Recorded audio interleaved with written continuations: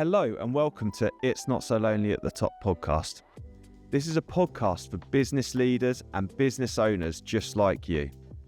We're going to be sharing top tips on how to develop yourself personally and professionally. I'm going to be sharing updated podcasts on a regular basis, so please do make sure you subscribe, and I really hope you enjoy today's podcast. Brian, welcome to the podcast. I've got Brian Sagaseta, owner of Chiltern Distribution, based here in Whittlesea. What a geezer, what a top geezer. Mate, we're talking a bit about your experience with us working together and the mastermind group and that kind of stuff. So thanks for coming back on the podcast. I appreciate you bringing me back. Yeah, second visit, mate. You were very popular first time around, so... Good. I've got something to aim for now. Right? Nothing like pressure. Cheers, Pete. Yeah, you'll be spot on, mate. You'll be spot on. So I guess the first question is sort of set the scene, really. So take me back a few years. What was going on in the business before we started working together a couple of years ago? So a lot, really. I guess from my point of view, we got to the stage that we had a management buyout. From a business perspective, I kind of understood everything. I worked very closely with Paul previously, so we worked really well together. He departed, and I guess taking over, what you don't take into context is probably the loneliness at the top. Mm-hmm. Business was growing in a positive way, but I guess I had no kind of direction, nobody to bounce off, and I guess that's when we started talking. Yeah, sure. And I guess like when it can be quite challenging when you're at the top. You're kind of on your own. You try and share the challenges, particularly like maybe with your wife, with your partner, or the other leadership team. But ultimately, you realise they don't really just. It's just like sometimes you just have to get on the same level with someone else, don't you? It is, yeah, and obviously sometimes the people that you work with, it's not the best place to be venting your concerns. The last thing you want to do is panic people or create self-doubt. Yeah. And it was like a roller coaster. We had some great highs, then we hit some lows. It's just getting out the lows. For me, it was I got into a headspace that I was questioning myself, my ability, because things go wrong, things that are out of your control. Obviously, you had the driver shortage, the Ukraine war, everything that started going on, and the margins are tight as it is. So as soon as things happen, you do start questioning your ability, self-doubt. Yeah, and you start to feel like it's a you. Yeah, no, definitely. So the biggest frustrations or pressures you were feeling as a leader sort of around that time? What sort of pressures, what does the pressure feel like? I think the pressure was, felt like you're kind of not carrying the burden, but it's the responsibility that came with it. I think taking into account, you employ a lot of people, and that's a lot of families that sit on your... that you're responsible for. So I guess from my point of view, the pressure was knowing that if I made one bad choice, it's not just the impact for myself or the business, it's all the families that were in it. So that was the biggest pressure. Frustrations were, I know that Chiltern had a lot more to give, the capability, wanting to grow it, but it's how I tapped into it to take it to the next level. Sure. I felt like I was kind of trapped in a box and I didn't know how to think differently. Yeah, that makes sense. And I think it's good to have the way you think challenged, isn't it? And sort of the perspective as well. So obviously at some point that there was a decision made that you were going to seek out getting some support. So what was there anything in particular that made you? This feels like a really awkward question to ask. What made you decide to reach out to me? Were you speaking to anyone else? What was the sort of process with that? I think we worked previously in the past on a couple of other things, and you mentioned about the coaching, the mentoring. I had advice previously by another person, but I didn't feel I got value for it.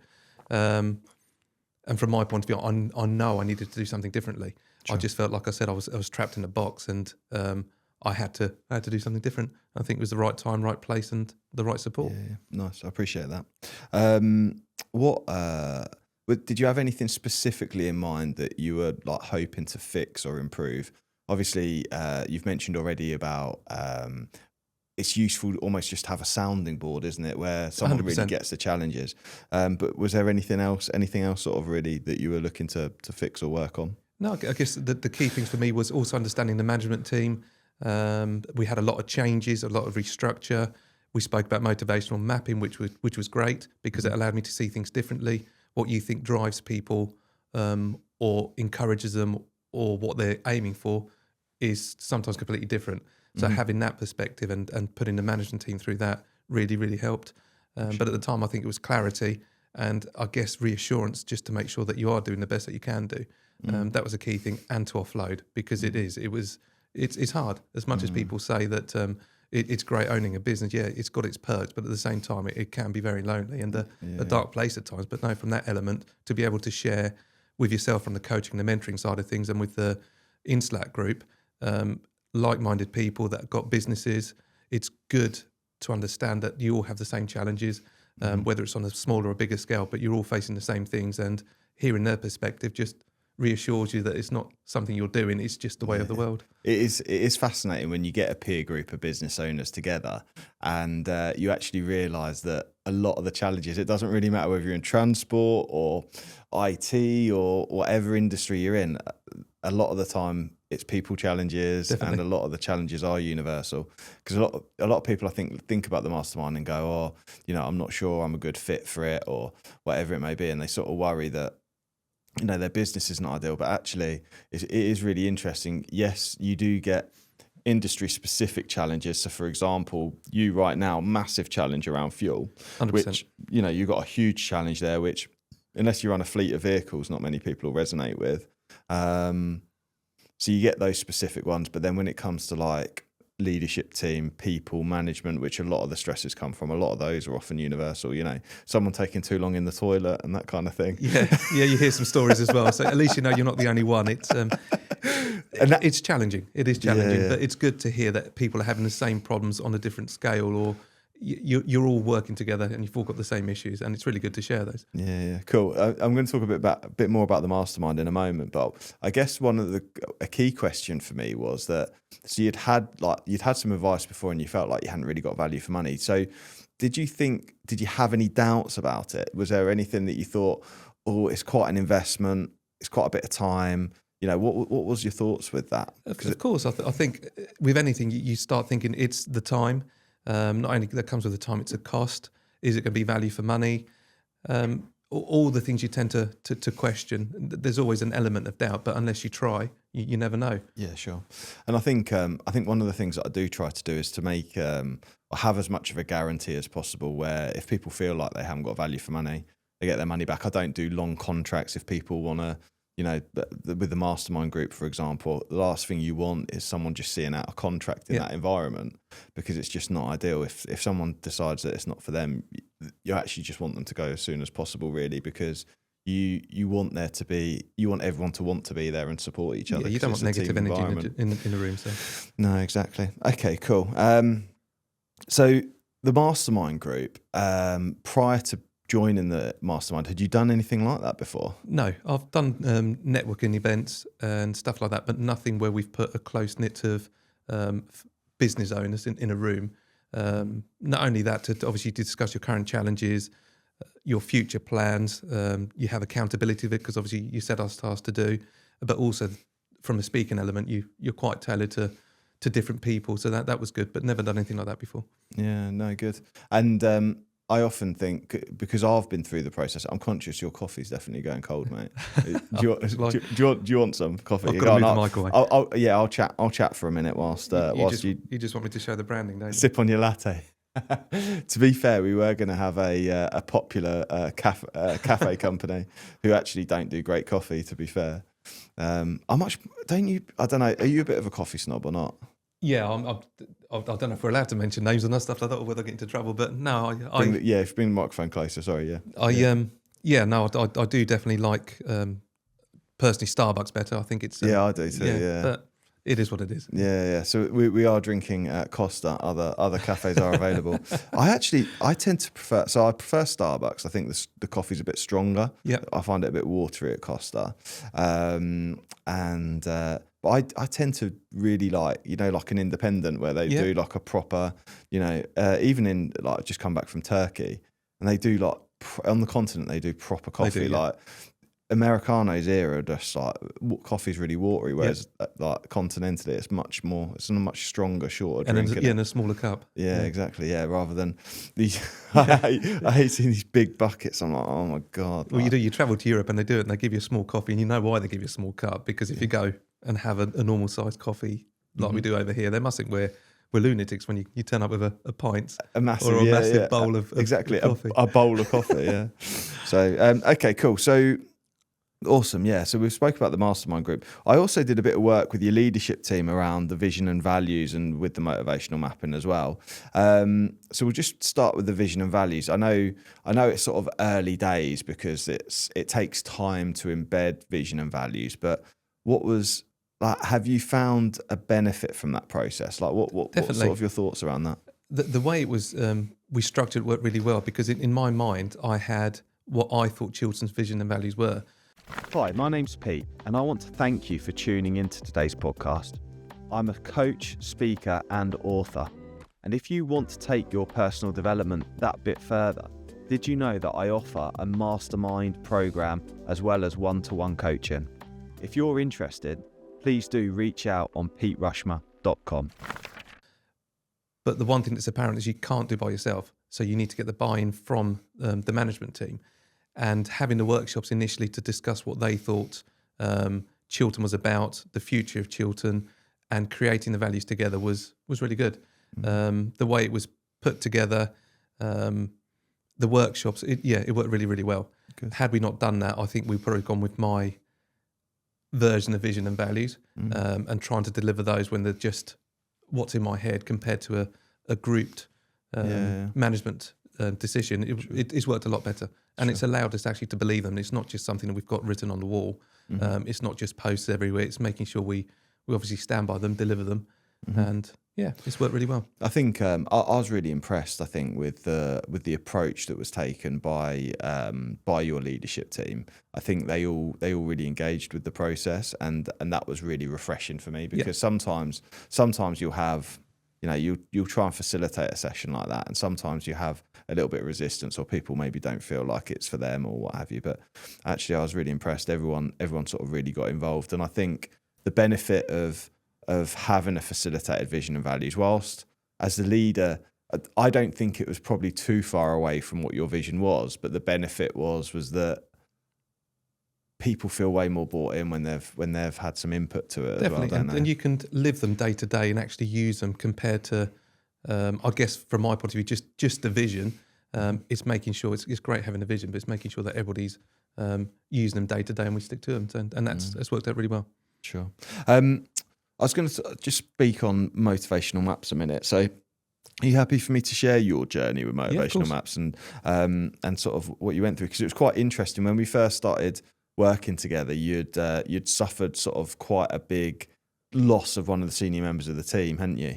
And the first map came back naturally. And I think the reason I share this is it demonstrates how a map evolves over time, and that could be quite useful, because when you done the map originally, it came back defender, so it was around security, stability, those kinds of things, which was interesting because obviously at that time, a senior member of the team's left, and you're like back in the game, Firefighting mode, literally firefighting mode. I think you had. If you tell the audience a bit about so you had a BRC audit, BRC wasn't it? audit that was due. It all came about. I think a senior member of the team just left without any prior notice. We had a big audit coming up for the industry that we do. It's a recognised audit that we have to have annually. And the person that left was putting everything together. So at that time, it felt like everything was building up at one stage. So I think defensive mode it was just firefighting mode, and it was challenging, but we got through it. You did, as you always do and always will do. And then interestingly, sort of more recently, we're probably due to do a map again soon, actually, I think. And then it moved into, you were sort of in this transition phase where you're empowering the leadership team a lot more. And at that time, the director profile came up, which is around sort of decision making, having influence over decisions and control and those kinds of things. But one of the things I found really interesting from a map perspective is you've helped me work with all of your team, as well as from a recruitment perspective as well. Just, are you able to has that helped? Because often when I find that I speak to business owners or senior leaders and I say, how are your team motivated? And it's like, well, they just want a pay rise all the time. And actually that isn't it, is it? No, from the motivational map, not only the management team I had in place, but also for the couple of big positions to fill. So Sarah, the general manager, when we were looking to fill the GM role, interviewing the first stages is great, but we all know that's a 20, 30-minute window that you've got a small window of opportunity to try to get to know or understand the person that you're interviewing. And we had some really, really strong candidates. So I think we spoke at the time, and the benefit that we had is we did the motivational maps, and it was understanding, we knew the kind of person we needed in that particular role, and by doing the motivational maps, it showed us what their strengths and what was going to drive them going forward. And it did make a part of the choice of why we went, and it's worked really well. It has worked really well.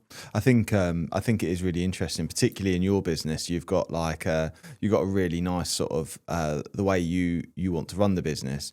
Nice family feel. You want the drivers to feel like they're treated like people and human beings, and really sort of take a family first approach to things, don't you?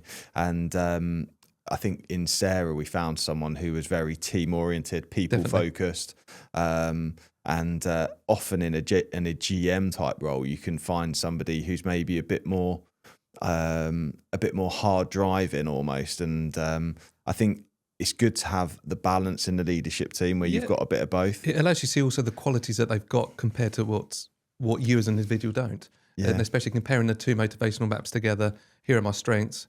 Here are, I wouldn't say weaknesses. These aren't higher scoring, but at least you can compare what you're going to match up. And it's great to have that.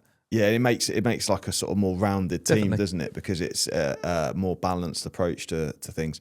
And historically, one of the things that companies would often do is you and I would hire people who are like us, and then you almost like you exacerbate the existing challenges that you have, because none of us as individuals are perfect, or we're all fallible. Sorry, I know I'm not perfect. You're close though, mate. No, you're close, far from. Cool. So from a coaching perspective, what do you think? What sort of has been the biggest shift for you personally from a coaching journey? The biggest shift, I guess, adapting to leadership change, accountability. It's been a spectrum of things. It really has been. I guessed from changing from where I was previously. I think we touched upon it. I felt like I was bit in the box. I think I've been doing this a long time, and sometimes you think that the way you do things is right, but it become apparent, especially if you ask the senior team and my wife, that I was stuck in a way. And sometimes you naturally come across as defensive because you think you're doing the best thing. I guess it was understanding on how to deliver messages correctly without saying no. Listening was a big thing, because sometimes, again, you've been doing things a long way and you think you're right, but you're not. It's been open to being challenged and open to learning things differently, and then I guess leading, not being an operator. It was a big change. I was so used to doing the things I was doing before for such a long period of time. It's been an interesting change. I've adapted. I've definitely adapted. Sure. And I think credit to you, really, because I think a lot of the time people feel that it feels like a bit scary, sort of realising that you need to change. And also, one of the things that I find really interesting with coaching, which was one of the directions I wanted to take the conversation in, is like, often when people go for a coach or a mentor, they tend to go for someone. It would have been quite easy for you to go for someone who was in the industry, who's been where you've been, and has sort of achieved things that you want to achieve. So there is benefit in speaking to people like that, because from a mentoring perspective, they can go, well, I've done this and I've done that.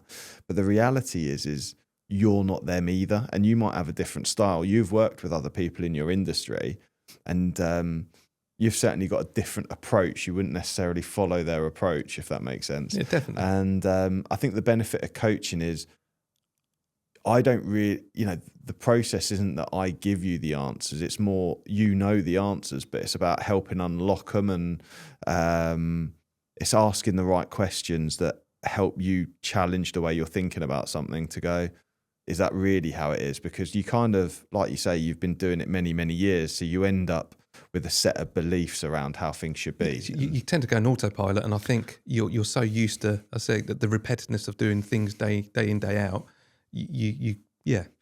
It's good to be challenged, and I think that's the thing I enjoyed. You made me look at things from a different perspective, and I guess the biggest thing for me is understanding. You said you joked about it, but there's no thing as perfection. There's always room for improvement, and I guess it's not being about self-critical. It's understanding what your flaws are, and helping to change to develop yourself and help others. Excellent, mate. No, that's spot on. And then I guess from a results perspective, have you seen an impact in the change in the business? What have you seen change? Definitely. We've now given the management team and the senior management team the opportunity to lead. Mm-hmm. Before, I was very much a control person, and I've got no harm in saying it. And my senior team will say exactly the same. I was just like trying to keep everything myself. But having the development and giving people the opportunity to do things differently and the way that they should be done has been a big eye opener. Mm-hmm. The senior team say they've seen a significant change in my leadership approach, and the same. Joe, my wife, is very much. She says a difference in me. Don't get me wrong. I sometimes do fall back to type, like everybody does, because you become, I wouldn't say defensive, but you're passionate about what you do. So naturally you want to, but then you think, okay, take it back a step, because you're reverting back to somewhere that you shouldn't be. Yeah. But it's only because you care, because you're passionate, and sometimes you can't deliver the message that you should be. But for sure, yeah. And I think you're absolutely right. Like we all have a natural tendency of how we revert under stress, particularly when you revert under stress. But I think what's really nice listening to you is that you recognise the pattern almost that. So when things are more stressful, your instinct is to take control, which is actually, as we've discussed, that's actually a really positive thing, because some people have a tendency to bury their head in the sand and not actually address problems. Yeah. And how unhelpful is that, right? So actually wanting to address things head on, getting frustrated under pressure and wanting to get involved is actually a really positive thing. So that drives the action. But I think what's interesting is recognizing that actually, but if I go and do everything for everyone, firstly, they're going to feel undermined. Secondly, they're going to think I'm really controlled, all of those sorts of things. So it's good to kind of, you recognize it and then go, right, okay, how do I empower the team to do the action that I need them to? Definitely. To fix it. And I think it's also remembering the good that you do every day in, day out. I think we're very self-critical. Mm-hmm. We do a lot of things right. You do a couple of things wrong and you tend to focus on the negative. It's just trying to get out that headspace all the time. Things will go wrong. You will get challenges, especially at the moment. We know where we're at with the fuel situation and stuff like that. But it's, approaching them, hitting them head on and overcoming them. Absolutely. It's, trying to stay in a positive mind frame. Don't focus on the negative. It's easier said than done sometimes, but it is, naturally you get drawn into 100 things right, 2 things wrong. You focus on those two things. It's you absolutely do. You can end up feeling a bit pessimistic around all the challenges you face. And a really nice framing that actually someone else framed for me was that I really like around business, because ultimately running a business is all about essentially solving and overcoming challenges. That is basically what it is anyway. But every time you solve a problem or a big problem or overcome a challenge, it's another one that one of your competitors might be failing at, and they're suffering. So it's kind of like the old adage that it's about slow progression, slow improvement, slowly dealing. Well, I say slow, but dealing with challenges doesn't necessarily need to be slow. It could be fast. But when you get to a scope and size of your business, things often don't happen very quickly, do they? Yep. Like there is a level of patience where you sow a seed, and if you keep trying to dig the seed up, then the plant's never going to grow, sort of thing. You got to sow the seed and then have patience and trust that something's going to change. Yeah, definitely. Which you need a lot of patience. Yeah. Yeah. Oh, fantastic. Good. I was worried then. I just looked at that. I was like, "Did you? I'm not sure that's recording because we've got some gold here, mate." Good. So we've seen some changes in the business, a bit of a change in culture and performance as well. I guess the question is really, do you feel different running the business now compared to before? Yeah, 100%. I do naturally feel I feel like a leader. I feel like I'm leading from the front. I've always been involved, but I guess sometimes I may have been a bit too forceful. I think sometimes my opinion may have come across as too strong, and people would have just said, "Okay, we'll do that." I think we've now given the opportunity for people to think differently and do things differently. And from my point of view, have a helicopter view of what's going on instead of being in the day to day. Better headspace for sure.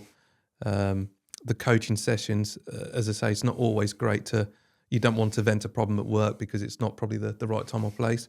And having somebody that's non-biased to be able to offload that is a great way of doing it.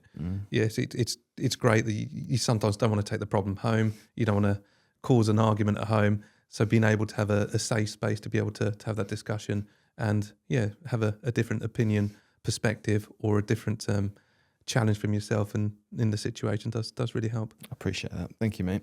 And just a bit of a final question really from me, I think, is if someone's listening and thinking, this sounds great, but I'm not sure it's for me, what would you say? What would you say to them if someone was sort of on the fence a little bit with it? What would you tell them? Pull the plaster off. Just get it over and done with. It is. I think you need to understand if you need help or want to develop is knowing you want to. There's some people saying that they're the best at everything, but they're not. There's always room for improvement.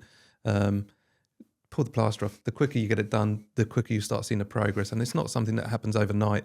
We've been doing it for a few months now, and it has been a gradual process, but you will see the benefits, and I think the people around you will also see the benefits too. There's no point prolonging it. If you're thinking about it, you're in a position or that you recognise you need to do something. So definitely move forward with it and crack on. Appreciate you coming on the podcast, Brian. No, Thank you very much. Back. Thank you. Thank you very much, and thank you for listening. I hope that you found this interesting. It's actually been really insightful for me, sort of hearing back, almost like strange asking these types of questions. So I really appreciate you coming on. No, thank you. It's a slightly different podcast for me, but I really appreciate it. Thanks, Pete. Thank you very much. Brian. Thank you, mate. Thank you for joining us on today's It's Not So Lonely at the Top podcast. We really hope you've enjoyed today's podcast. I'm absolutely delighted that you took the time to listen, and I really hope that you'll subscribe to ensure that you receive future episodes too. If you want to find out any more, please do search It's Not So Lonely at the Top podcast, and you'll find it on your favourite podcast app. Thank you.